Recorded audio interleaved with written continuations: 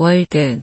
월드는 단순한 수필이 아니라 삶을 어떻게 살아가야 하는가라는 근원적인 질문에 대한 서로의 실험 기록이자 철학적 선언문입니다. 여러분, 혹시 이런 상상을 해본 적 있으신가요? 도시의 소음과 복잡한 인간관계를 모두 떠나 숲속에 작은 오두막을 짓고 혼자 살아가는 삶.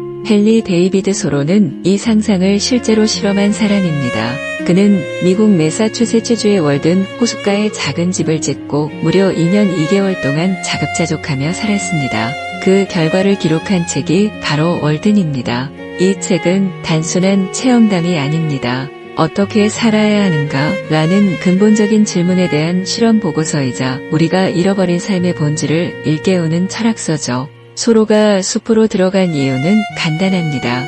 나는 삶을 철저하게 살아보고 싶었다. 본질만을 마주하고 정말 중요한 것이 무엇인지 알고 싶었다. 그는 사람들이 바쁘게 살지만 정작 삶의 목적을 잃고 있다는 사실을 지적했습니다. 돈을 벌기 위해 일하고 또 그 돈으로 쓸데없는 것들을 소비하면서 정작 중요한 자유와 시간을 잃어버린다는 거죠.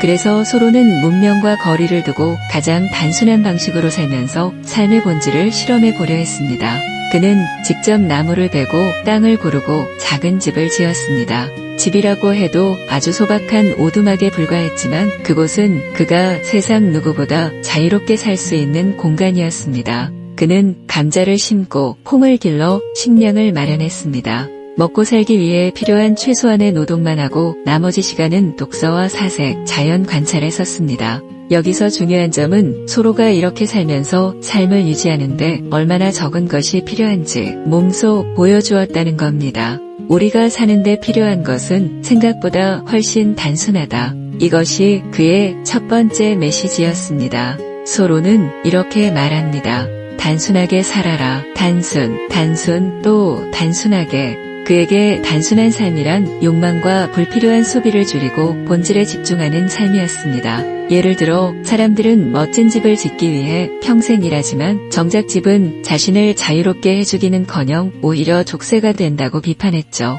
소로가 보여주고 싶은 건 진짜 자유란 외부에서 오는 게 아니라 스스로 욕망을 줄일 때 생긴다는 것입니다. 월든 호수에서 보낸 나날 동안 소로는 자연을 세밀하게 관찰했습니다. 호숫가의 잔잔한 물결, 새들의 노래, 계절의 변화 하나하나를 온몸으로 느끼며 살았죠. 그는 자연을 단순한 풍경이 아니라 삶의 스승으로 보았습니다. 봄에 언 땅이 녹고 여름에 만물이 생장하며 가을에 결실을 맺고 겨울에 고요히 멈추는 그 모든 과정은 곧 인간의 삶을 비추는 거울이었습니다. 자연과 동떨어져 사는 현대인에게 이 메시지는 더욱 절실하게 다가옵니다. 자연은 우리에게 언제나 답을 준다. 다만 우리가 귀 기울이지 않을 뿐이다. 혼자 산다는 건 외로운 일이 아닐까? 하지만 소로는 달랐습니다. 그는 숲에서 지내며 고독의 가치를 깨달았습니다. 세상과 떨어져 혼자 있을 때 비로소 그는 자기 내면의 목소리를 들을 수 있었습니다. 고독은 그에게 외로움이 아니라 진짜 자유를 주는 선물이었습니다. 사람들 속에서 고독할 때보다 자연 속에서 혼자 있을 때 더 충만하다. 그가 남긴 이런 고백은 우리가 오히려 관계 속에서 길을 잃고 있다는 사실을 되돌아보게 합니다. 월든에는 소로의 사회 비판이 곳곳에 담겨 있습니다. 그는 사람들이 더 빠른 교통수단, 더 화려한 생활, 더 많은 소유를 추구하면서 오히려 삶을 낭비하고 있다고 지적합니다.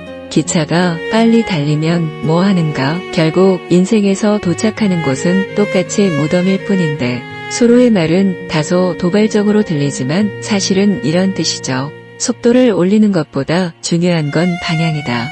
우리는 어디로 가고 있는지 알고 있는가?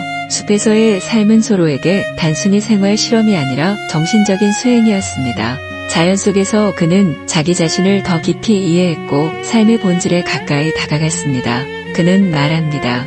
내가 숲으로 간 것은 삶을 철저하게 살기 위해서였다. 죽음의 문턱에 이르러 나는 살지 않았다고 후회하지 않기 위해서였다. 이 고백은 오늘을 사는 우리에게도 강렬한 울림을 줍니다. 우리는 정말 살아있다고 말할 수 있을까요? 아니면 단지 살아가고 있을 뿐일까요? 소로는 결국 2년 2개월의 생활을 마치고 숲을 떠납니다. 그가 떠난 이유는 간단했습니다. 나는 또 다른 삶을 살아보기 위해 나왔다. 숲은 그에게 중요한 깨달음을 주었지만 그는 거기에 영원히 머무르려 하지 않았습니다. 왜냐하면 그의 실험 목적은 도피가 아니라 삶의 본질을 배우고 그것을 세상 속에서 실천하기 위함이었기 때문입니다.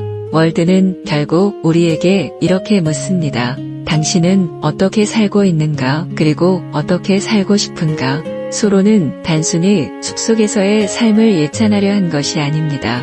그는 우리가 불필요한 욕망과 속도에 쫓기지 않고 본질에 충실한 삶을 살아야 한다고 말하고 있습니다. 오늘을 사는 우리에게도 이 메시지는 여전히 유효합니다.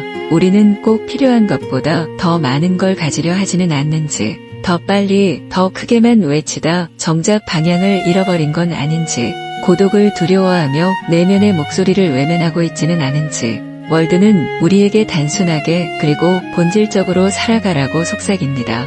삶을 단순하게 만들고 본질을 붙잡으라. 그것이 진정 자유로운 삶의 시작이다. 이것이 헨리 데이비드 소로가 월든을 통해 남긴 메시지입니다.